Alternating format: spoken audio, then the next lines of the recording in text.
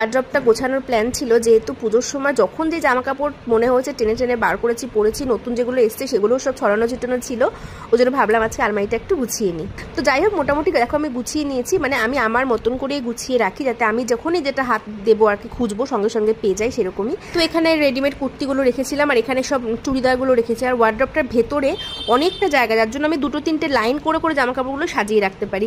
আর এখানে দু চারটে নাইটি ছিল নতুন, সেগুলোকেও রেখে দিয়েছি, পরে বার করে পরবো। আর এখানে লেগিংস, ওড়না, সবকিছু পার্ট বাই পার্ট আমি আমার নিজের সুবিধে মতো গুছিয়ে রেখেছি। তো বেশ কিছু জামা কাপড় যেগুলো সচরাচর পরা হয় না, তো সেগুলো আলমারিটাকে মানে আরো বেশি গ্যাদারিং করে রেখেছে, যার জন্য এই যে এখানে দেখো ব্যাগটার মধ্যে বেশ কিছু জামা কাপড় আমি মানে বাতিল বলবো না, যেহেতু আমার ওই বাড়িতে আমার সব জামা কাপড় নিয়ে আসার পরে ওই বাড়ির আমার যে ওয়ারড্রপটা সেটা পুরো ফাঁকা হয়ে গেছে। তো মা বললো তুই এগুলো একটা ব্যাগের মধ্যে ভরে এখানে রেখে যা, যখন লাগবে আবার তখন নিয়ে যাবি। তো ভাবলাম হ্যাঁ এটাই করি, তো জন্য এখানে সব বার করে দেখো গুছিয়ে নিয়েছি। আর শুধু কিন্তু আমার নয়, আমার বরের ওয়ারড্রপটাও গুছিয়েছি, সেটা আর দেখালাম না। তো মোটামুটিভাবে ওয়ারড্রপটাকে একটু হালকা করতে পেরেছি। এবার চলে এসেছি ড্রেসিং টেবিলের দিকে, এটার অবস্থাও খুব খারাপ ছিল। তো এই সব কাজ সারতে সারতে যেহেতু অনেকটা বেলা হয়ে গিয়েছিল আর আমার স্নান খাওয়া দাওয়া কিছুই হয়নি, ওর জন্য ভাবলাম যে এই সমস্ত জিনিসগুলোকে আমি একদম ক্লিন করে রেখেছি, একদম পরিষ্কার করে ধুয়ে মুছে পরিষ্কার করে রেখেছি, শুধু গোছানোটা হয়নি।